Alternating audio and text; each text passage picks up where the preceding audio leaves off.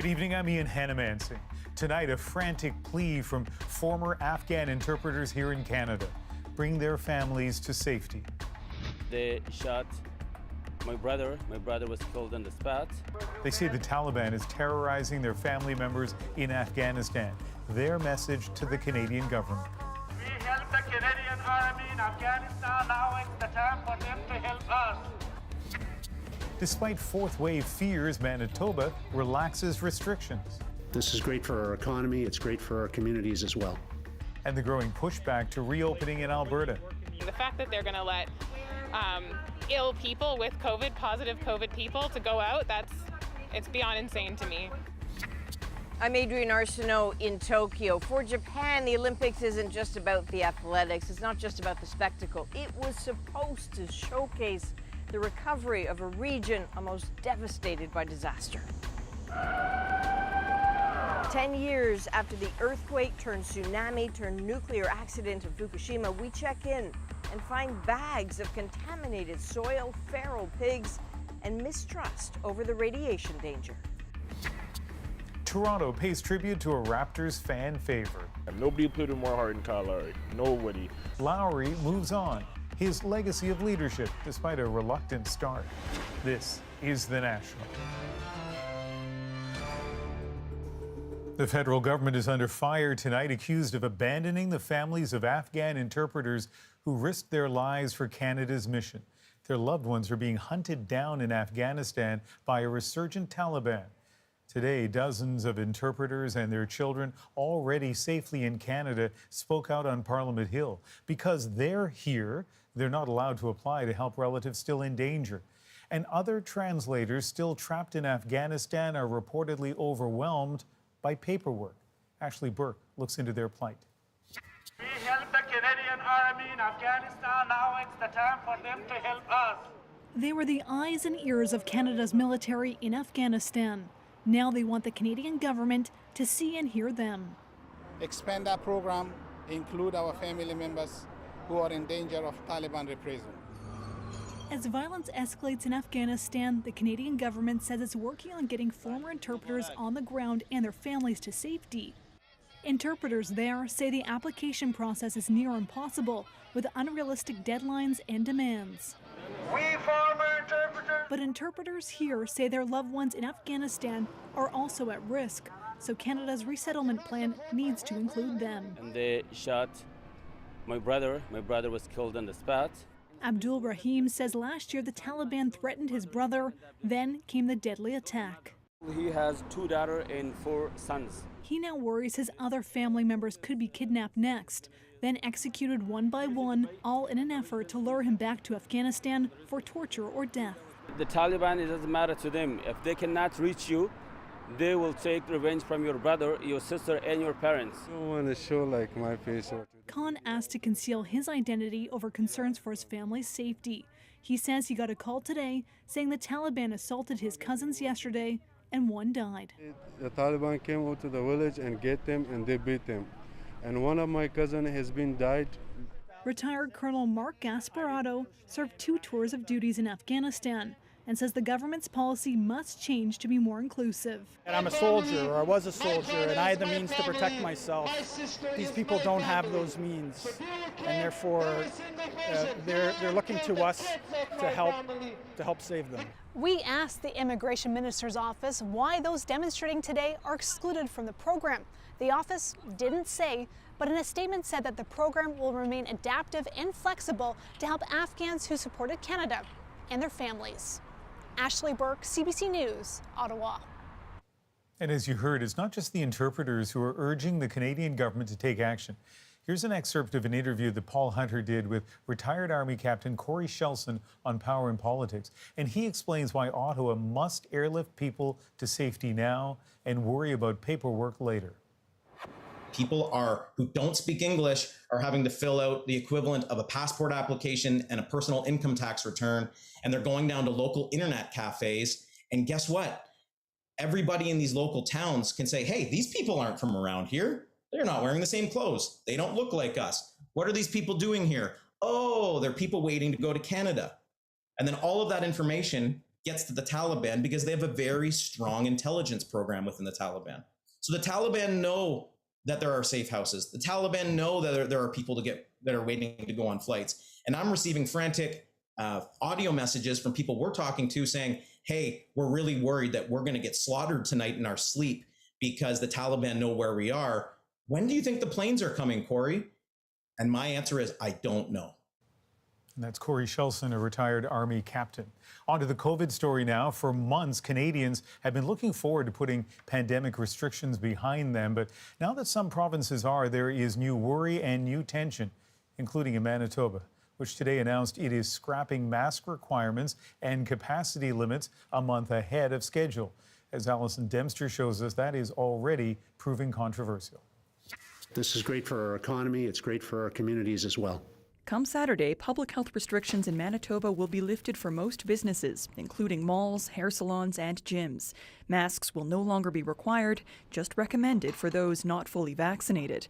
And there will be no restrictions on private indoor and outdoor gatherings. So certainly we might see the beginnings of a fourth wave in certain areas, potentially around the world. But in Manitoba, although we're seeing an increasing proportion of cases of Delta, we're seeing that in the face of declining case numbers and declining test positivity.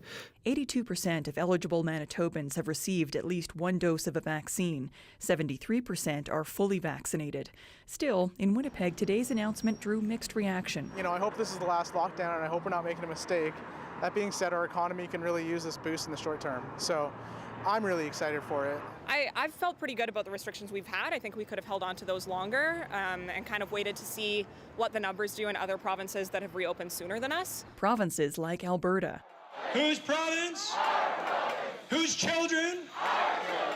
For 5 days, people have been protesting in Edmonton and Calgary over the province's decision to end isolation requirements, contact tracing, and asymptomatic testing. The fact that they're going to let ill people with positive COVID people to go out, it's beyond insane to me. I feel that we cannot properly assess the risk that COVID presents to especially our unvaccinated children without proper testing, tracing, and isolating. Today, Alberta's premier said he's following the advice of the province's chief medical officer of health. I think we should focus on the science and not allow these issues to be politicized. Adding, Albertans need to learn to live with COVID. Alison Dempster, CBC News, Calgary. Ontario's chief medical officer says a potential fourth wave worries him, and that's why the province is being cautious. We're watching what's going on in UK. I'm watching the daily rates in Alberta and British Columbia and in Los Angeles and in New York and in Florida, and we're trying to learn from them what are the best practices we can put in place. One of them, he said, is wearing a mask in public spaces like on transit or in a mall. And as he announced today, in the classroom. Ontario laid out its plan to get kids back into schools this fall and this year to keep them there. Deanna Sumanak-Johnson with what's included and what's not. For some Ontario parents, today a sigh of relief. In September, their kids will go back to school in person. I'm totally comfortable. Send my kids back to school tomorrow. They miss school desperately. They miss their teachers, their community. Other parts of the plan, virtual schooling remains an option. Masks are mandated for students grades 1 to 12, the first province to commit to this. And activities kids haven't had in school since the start of the pandemic are back. They will be back with their classmates, where they can get back to activities like music and theater and sport and develop those friendships that can last a lifetime. But when it comes to social distancing requirements, the plan only states as much distancing as possible should be promoted between students. And it does not include mandatory vaccinations for anyone. So mandatory masking from grade 1 to 12, that's good. That's a plus. Vaccination, I understand that the report stresses the importance of vaccination, but not specifically ask for the mandatory vaccination for education staff. That's also one of the worries of this Ottawa mother. Honestly, I'm scared. Her kindergartner attended virtual school last year. This fall, she'll be going in person. So my 5-year-old, she's not vaccinated, obviously. So I'll not be comfortable if her teacher might not be vaccinated as well. So that's a big concern. Schools are also expected to have ventilation systems in good working order, or where that's not possible, to use standalone HEPA filter units. One thing missing from the plan, smaller class sizes. Expect that to be one of the questions asked of the Education Minister Stephen Lecce when he addresses the media tomorrow. Deanna Sumanak-Johnson, CBC News, Toronto. In the U.S., daily COVID infections are surging again while the rate of vaccinations is slowing. So President Joe Biden is pleading with Americans now to get their shot. But as Chris Reyes tells us, New York City is using its own method of motivation. The nightlife, the restaurants, Broadway, all reasons why people flock to New York. And it's all coming back. But starting August 16, you'll need a key to access its grand reopening. The key to NYC Pass will be a first-in-the-nation approach. It will require vaccination for workers and customers in indoor dining, in indoor fitness facilities, indoor entertainment facilities. The city will develop its own pass, but also accept the CDC's vaccine card and New York State's Excelsior app, a pass that verifies vaccinations. Business owners and public health officials joined Mayor Bill de Blasio to support the mandate. They urged people not to resist vaccines and to remember the pain the city went through. We've learned over the past year and a half that our choice is to act now or face more difficult options down the road. We have to act fast. Without vaccine, there is no recovery. There is no getting back into those great rooms with parties with strangers. In France, thousands have hit the streets every weekend to protest a similar health pass announced in July. Mayor Bill de Blasio said his city just can't take a chance, not with 45% of the population still unvaccinated and the highly contagious Delta variant driving up case numbers. This approach is going to make clear, you want to enjoy everything great in this summer of New York City? Go get vaccinated. Last year, the pandemic turned New York City's busy streets into ghost towns. Many business owners say their livelihoods depend on vaccinations. Many businesses cannot afford to live through another shutdown. So this is a good option for us. Mayor Bill de Blasio said he will give business owners and residents time to adjust, but enforcement, including penalties, will apply starting September 13. Chris Reyes, CBC News, New York. Vaccine passports are also a hot topic here in Canada. Some provinces have said no, including Alberta, Saskatchewan, and Ontario. But Quebec is considering the concept, and Manitoba is already giving out immunization cards that allow people to visit long-term care homes and to skip quarantine after travel. Montreal police are stepping up their investigation into gun violence after 3 people were shot and killed last night. The force calls the shooting unprecedented, and it's asking the provincial police for help. Matt Demour spoke with anxious neighbors. In Montreal's Rivière-des-Prairies borough, a community is in shock and on edge. Lillian Martone lives near the apartment targeted by gunfire last night. For her, things have reached a breaking point. We have to live like snails, stuck inside. I want to live somewhere else because it's become too often now. Police say dozens of shots were fired at an apartment at around 7 o'clock last night. The same building was shot at in June, but this time the attack was deadly. 5 men were shot and 3 died in hospital overnight. This event is unprecedented in Montreal, and it's unacceptable. The event could have had an even worse toll, and could have made a lot of collateral damage. Montreal police have called in support from provincial police to help investigate criminal and gang activity. Parts of the city have seen spikes in gun violence this summer. No more violence! Last week, people in Montreal's Little Burgundy neighborhood held a march for peace after a man was shot and killed in one incident and a vehicle was shot at in another, leaving a woman injured by shards of glass. As police ramp up their investigations, Rivière-des-Prairies borough mayor says having strong links between officers and their communities is key. It's so important because we want to continue to live here in RDP with with the confidence to be in safety, not to are being afraid of going outside at 7 p.m. While the investigation continues, Montreal police say they understand that witnesses may be afraid to come forward, but the force is urging people with information to reach out, even confidentially, saying that every weapon seized in the city is a potential victim saved. Matt Damour, CBC News, Montreal. There was public outrage today in Belarus after a critic of the government living in exile was found hanged in a park. Police in Ukraine are investigating whether his suspected murder was made to look like a suicide. Friends of Vitaly Shishov says he had feared for his life as he worked to help other Belarusians flee the regime. Belarus drew attention over the weekend when one of its Olympic athletes said she'd been ordered home against her will for having criticized her team's managers. Poland has granted her asylum, and she's expected to fly there on Wednesday. Well, in Tokyo, with the mercury hitting 40 degrees, the track was burning hot, and Canada's Andre DeGrasse was blazing fast. Coming down the bend, DeGrasse with some work to do. This is where he really turns it on. Andre DeGrasse now charging with authority, easing up first.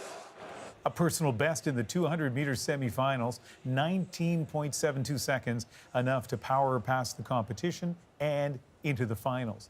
Canadian Aaron Brown will join him, both with their eyes on medals on Wednesday.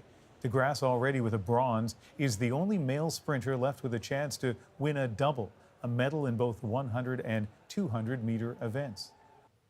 U.S. gymnast Simone Biles took bronze in the balance beam final, and Canada's Ellie Black didn't quite make the podium, but as Briar Stewart shows us, both Olympians shared a similar victory.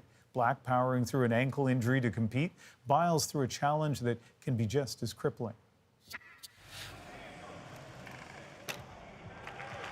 1 week ago, Ellie Black didn't even think she would be here. She could barely walk, let alone do this on the beam.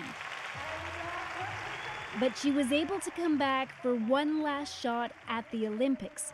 In the end, she just missed the podium. Mostly I was just really proud of myself, really proud. It's hard coming fourth, but after my routine, I was crying because I was so proud of myself just for getting here. She was one place behind another gymnast who everyone wasn't sure would make it tonight. Simone Biles was expected to dominate at these games, but after this vault, she withdrew from most of the competition.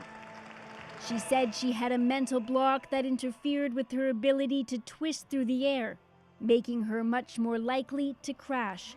So she was left cheering her teammates on in the stands, a difficult place to be for someone used to always winning. I had some sessions with the sports psychologist here, as well as medical evaluations almost every day to kind of just get a gauge of where I am mentally. I think it's more prevalent, but I was just happy to do beam because I didn't think I was going to be cleared too.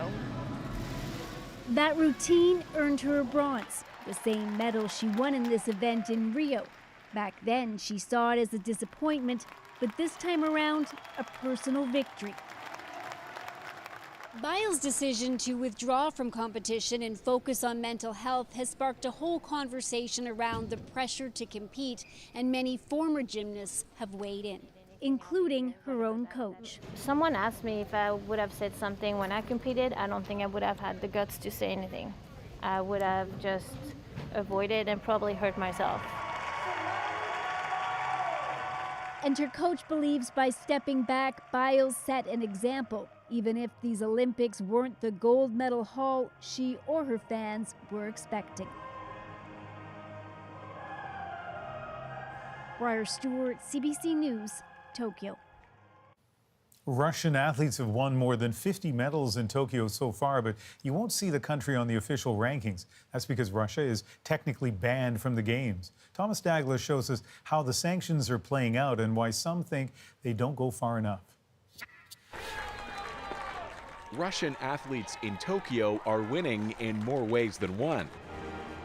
With the country's colors atop the podium and their athletes beaming with pride for a country that's officially banned here. You know, Japan Typhoon, this is me, all team. At these games, athletes are competing as the Russian Olympic Committee. Officially known only as ROC, they're supposed to go by just those 3 letters. Though, tell that to the announcer. Russia is still facing sanctions for state-backed doping uncovered after Sochi 2014. What we don't want is athletes who were involved in the scandal to be here. And we don't want, we didn't want the flags and so on. Russian Olympic Committee. So there's been no sighting of Russia's flag, replaced instead by a logo and the Olympic rings. And rather than the national anthem, that's Tchaikovsky playing. And obviously it's frustrating having known that there is a state-sponsored doping program going on and feeling like maybe more could be done to tackle that. Grigory Rodchenkov orchestrated the Russian lab testing scam, then blew the lid off it. He went into hiding, but stays in touch with his American lawyer, Jim Walden. Their athletes are welcomed into the games. What does that say to the clean sports world? It says that doping is essentially not going to be punished. To believe President Vladimir Putin on Twitter, the name is still Team Russia. And as a spokesperson for his government beats on a dummy posing as the press, vowing, "We will rock you." There's a feeling Russia is mocking international oversight.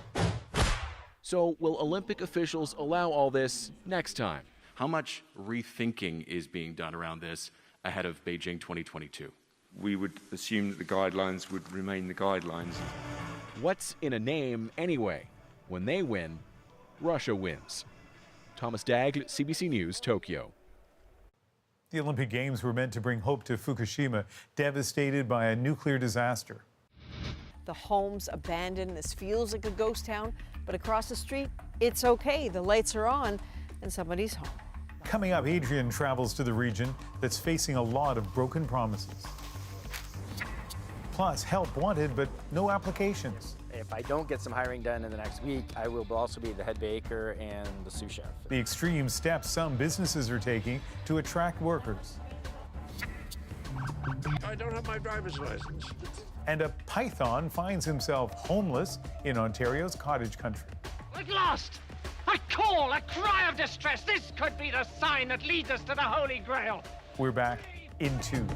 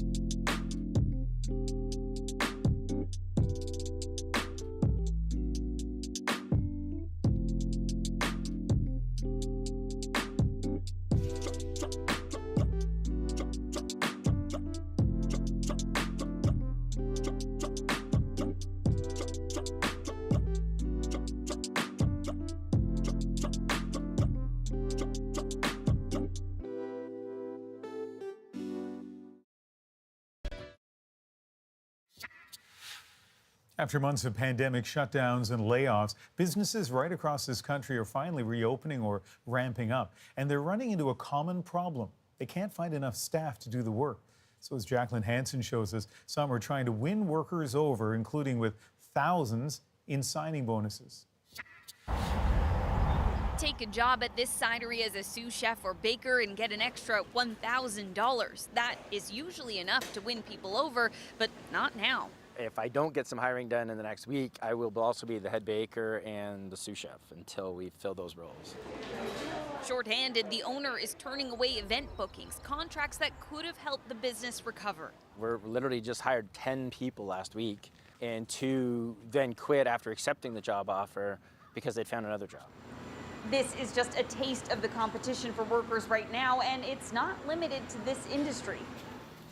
In Toronto, this security company had to lay off 10 workers when the pandemic hit. Some left the city, even the industry. For them not to come back, it was devastating. Desperate to replace them, the company is also offering a signing bonus, $7,000. We just put the gauntlet down and put our money on the line to try to attract some talent. The application for the Anderson project? Still, they've received almost no responses from skilled applicants. You can look outside our back door and see a fleet of trucks sitting there waiting for employees. Driving to work, we'll go by 6 or 7 help wanted signs. This bolt manufacturer in BC raised wages as much as 15%, but still can't find enough workers to run one of its shifts. There's more work out there than we can physically do just because we are short on labor. The company usually relies on getting some workers from abroad, but we've almost had no applicants coming from overseas. As we are able to reopen our borders and have more people come, that's going to alleviate some of that pressure, but right now that's pretty intense. But this economist presents another pinch, people who put off retiring during the pandemic. Our estimate is we'll see another 125,000 Canadians retire in the second half of 2021, so that's taking them right out of the labor force.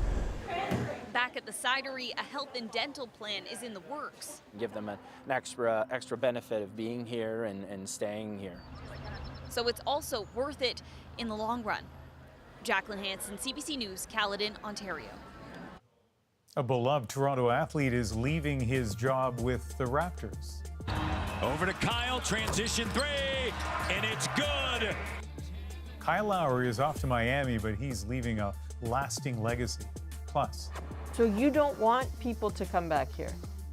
Adrian checks in on Fukushima 10 years after the nuclear disaster and finds a divided city. Next.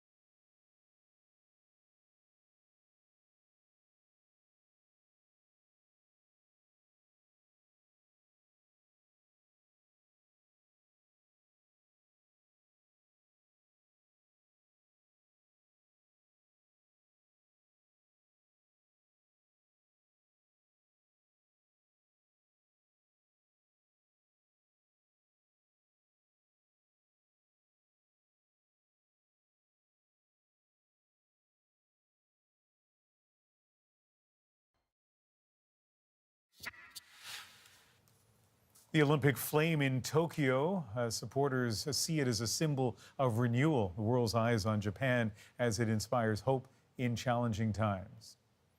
In fact, the flame's first stop in Japan before the torch took it over to Tokyo was specifically chosen to carry that message. It started in Fukushima Prefecture for organizers who wanted to show Japan's Olympic rebirth, a perfect starting point.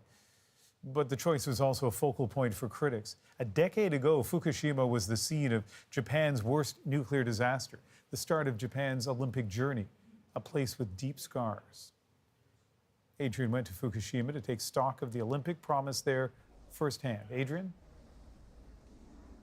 Ian, there was a lot of thought put into how Fukushima would play into the Olympics, how the recovery of it would.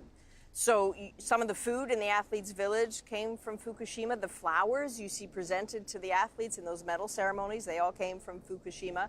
All of those are little details designed to suggest confidence, but as always, the reality on the ground is a lot more complicated.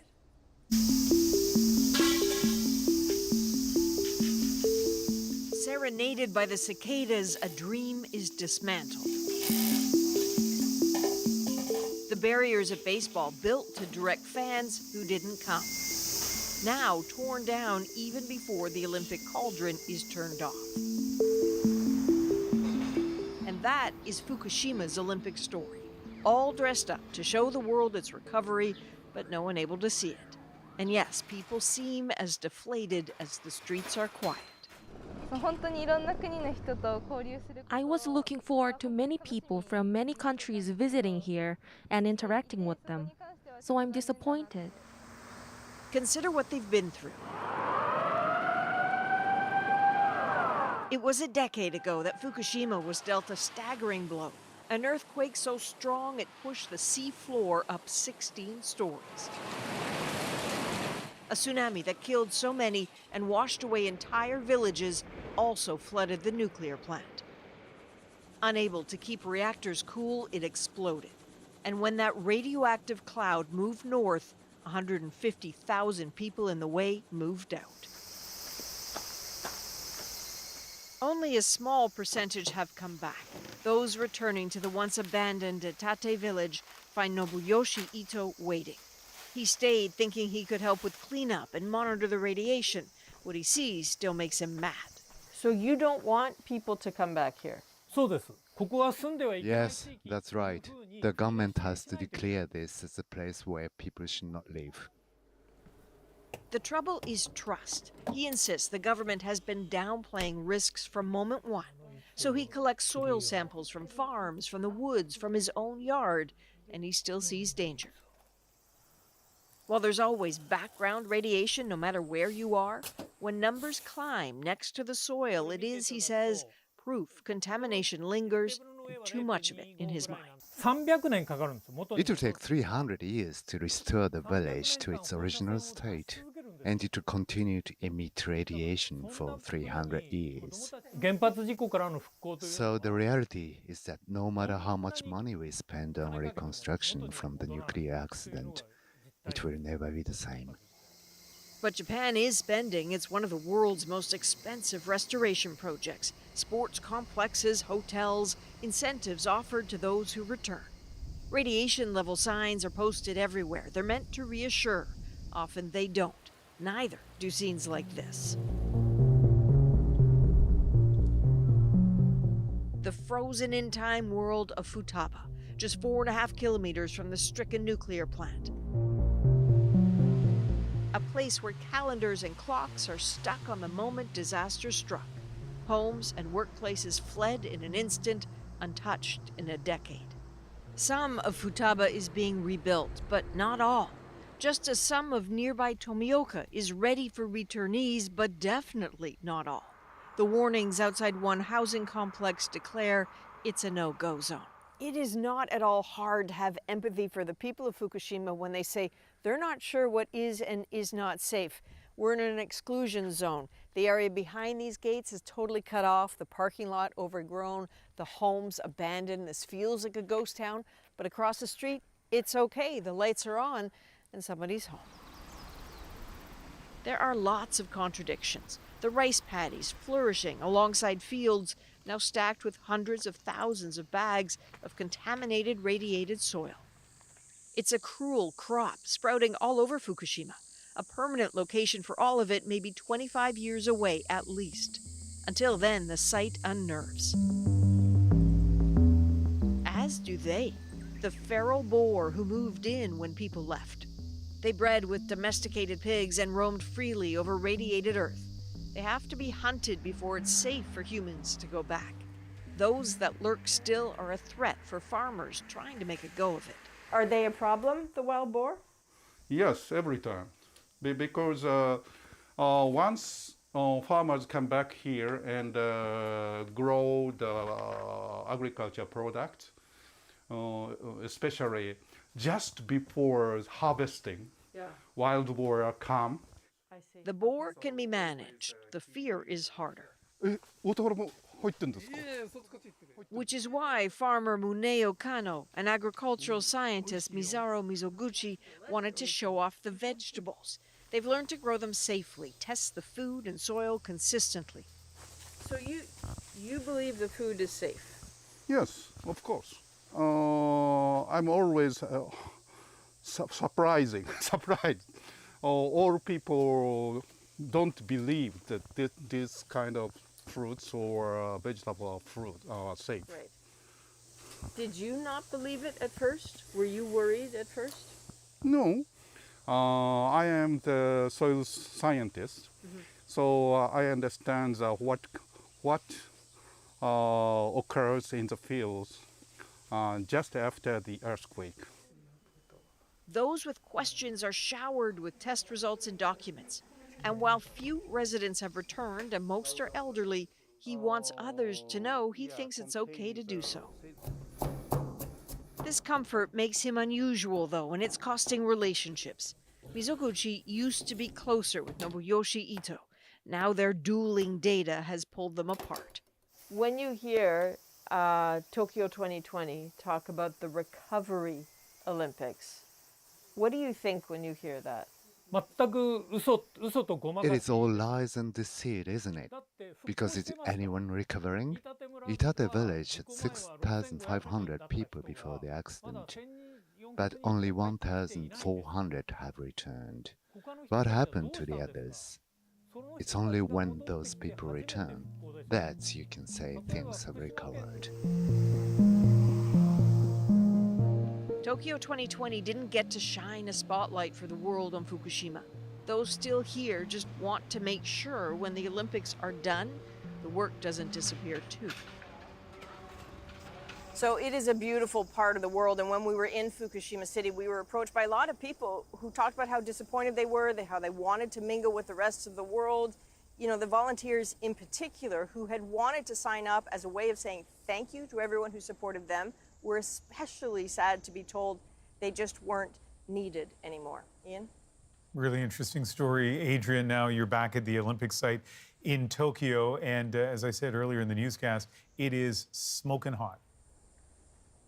Yeah, no, it really is. This is turning out to be so far the hottest day of the Games. We're talking already 35 degrees, 75% humidity. It is hard to imagine how they would have functioned if thousands of spectators had come here. How would they have managed in the heat? How are the athletes managing? Because you're not just talking about the 200-meter final tonight, Andre DeGrasse and Aaron Brown. You're talking the decathlon. So the great Canadian Damian Warner is in there doing high jump, shot put, long jump, 5 events today, 5 more tomorrow.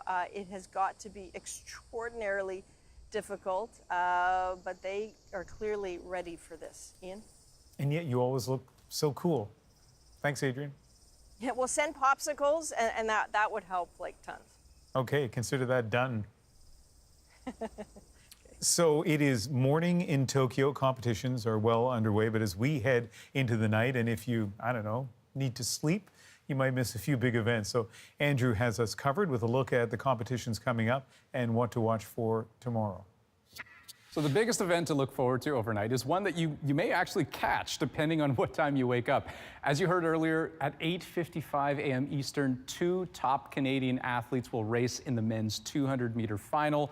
Aaron Brown. He's already proven that he can run that distance in under 20 seconds, and he's been having probably the best races of his career in Tokyo. And Andre de Grasse, he's already won a bronze in the 100, and though he did look a little sluggish in the opening heats of the 200, he was absolutely dominant in the semifinal, running that distance in a blistering 19.73 seconds, a new personal best, a new Canadian record. So which Andre de Grasse will we see tomorrow? Still, trackside, Damian Warner continues his hunt for a decathlon medal. He is the #1 ranked decathlete in the world right now, so you can bet with his bronze medal from Rio, he's got one thing on his mind: change the color. And let's not forget the other Canadian in this event as well, Pierce LePage, ranked #4 in the world. So we're talking about 2 legitimate medal chances in this event, which is absolutely unusual and exceptional for Canada. Overnight, they'll get through the high jump and the 400 meter. Finally, a couple of quick notes for you. Canada's Jacqueline Simoneau and Claudia Holzner have advanced to the final in artistic swimming. And brand new event, sport climber Alana Yip set to make her push through women's qualifiers, hoping to advance to the event final. We will know more by the time we wake up. All right, that 200-meter final, 5:55 a.m. Pacific time, alarm set. Now, for some, running is not just an Olympic sport. It was a time where we were the only brown guys in the school. Coming up, the coach that found a safe space on the track, now inspiring others to do the same.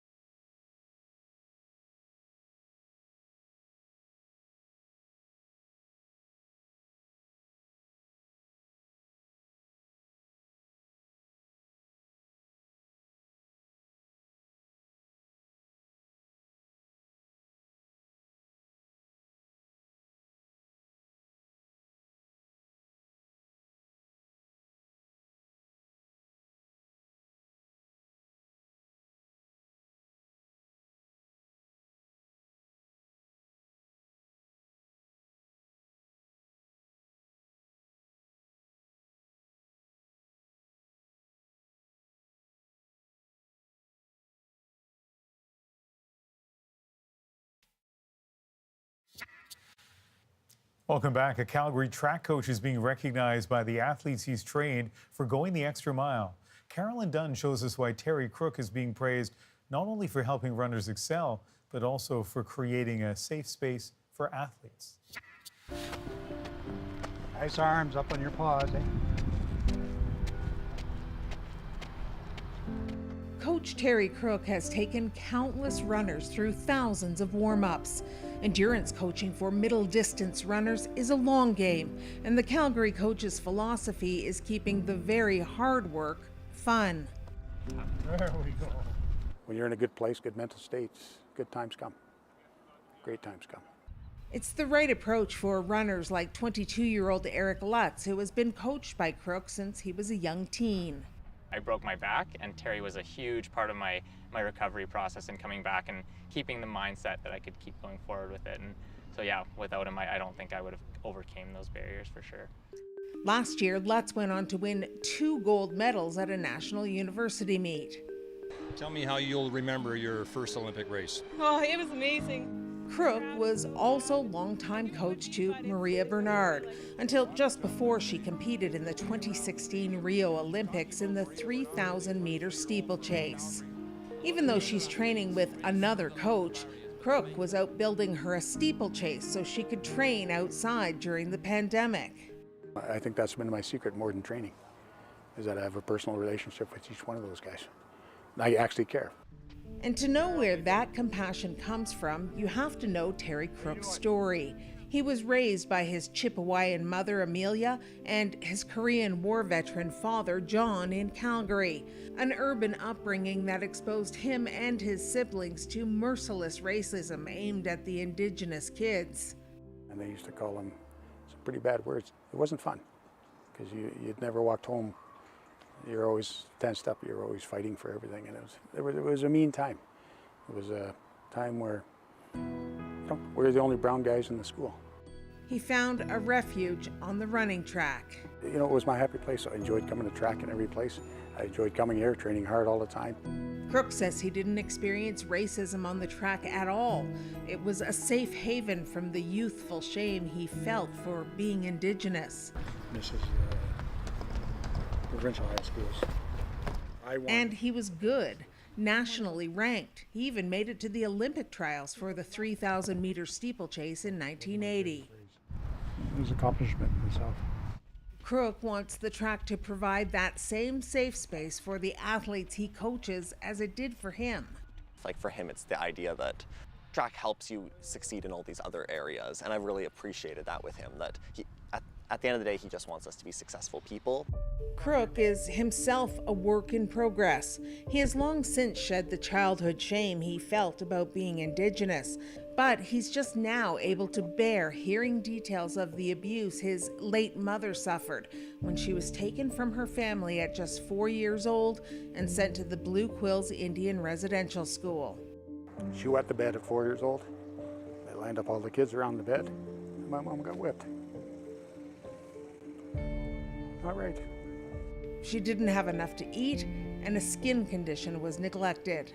She came back so covered, in such bad shape, she had to, 2 or 3 weeks in the hospital to get treated for that because they wouldn't treat her at the school. Finally learning the details of his own family history is inspiring Crook's future as a coach.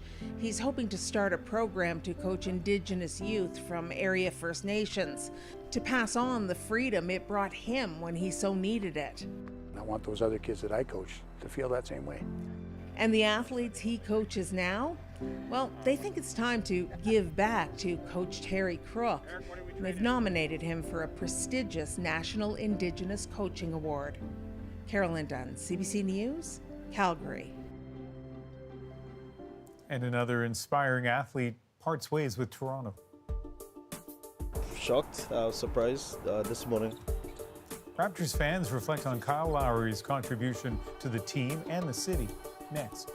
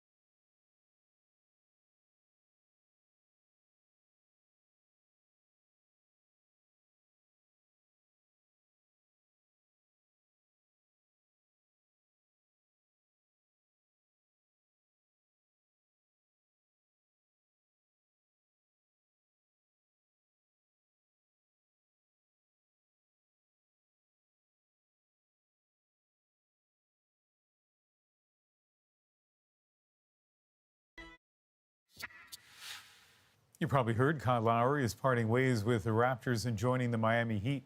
Greg Ross now in the legacy the six-time All-Star leaves in Toronto. Lowry scoops it up. Lowry. Kyle Lowry's departure has Toronto talking and Raptors fans feeling a range of emotions. Shocked, surprised. This morning I read it on the news. Definitely lost for Toronto, but I'm glad that he's gotten a great offer.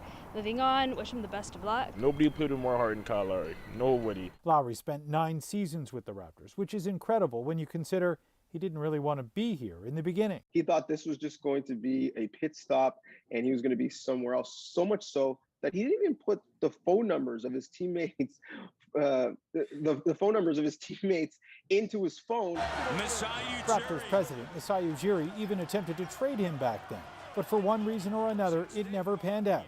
And eventually, the kid from North Philly warmed up to the city and country. He bought a home in Mississauga. His kids were here all the time. He was here all the time. Kyle, 3 seconds. His attitude also changed on the court, where he became a dominant force for the Raptors. He has been sensational. He leaves the franchise as the leader in three-point field goals and assists and steals and charges taken, obviously, in triple-doubles. Lowry also became a voice in the locker room players listened to and respected. He would take rookies out as soon as they were drafted and buy them a bunch of suits and teach them how to dress and be a professional. That's not a side that he wanted seen. And while he may be with Miami now, he will always be a Raptor to so many Toronto fans. I would love to see him retired as a Raptor and to be nominated in the Hall of Fame as a Raptor. Toronto Mayor John Tory has suggested a statue to celebrate Lowry's legacy here. Even the Prime Minister tweeting today, calling this the end of an era and thanking Lowry for the memories that he has given Canadians. Greg Ross, CBC News, Toronto. Next on The National, a comedy icon is looking for a place to crash in Ontario. Perhaps it's a dream. No, it's not a dream. I'll start with it. Why John Cleese is house hunting in cottage country.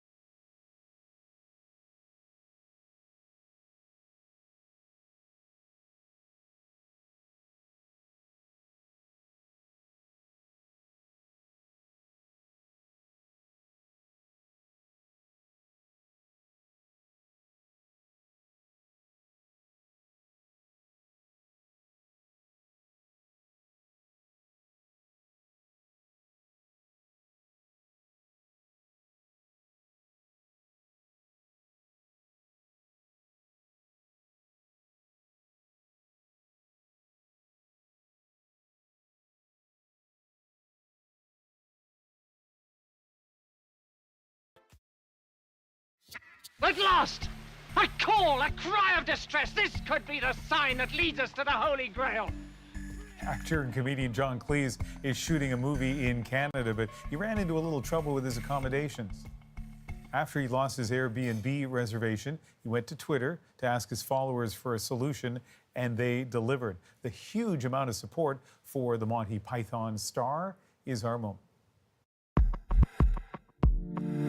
May I suggest that you consider moving to a hotel closer to the sea, or preferably in it? Cleese of Faulty Towers and Monty Python fame said on Twitter that Airbnb gave his place in southern Ontario's cottage country to someone else. What else is there to do? But offers poured in with everything from places with stunning vistas to a spot in a master bedroom beside a snoring spouse. Airbnb also tweeted back to help resolve the issue, but Cleese signaled he'd be following up on the helpful suggestions he'd received. He has a huge Twitter following. Some of his tweets are funny, some of them are political, some get him in trouble, and some get him offers of a chance to stay in all kinds of different homes. There's so many tweets that we couldn't fit in there. By the way, we have some tape in our, I guess, our server here of an interview I did with John that did not air yet, so I'm going to see if I can salvage some of that for a future show. That is The National for August the 3rd. Good night.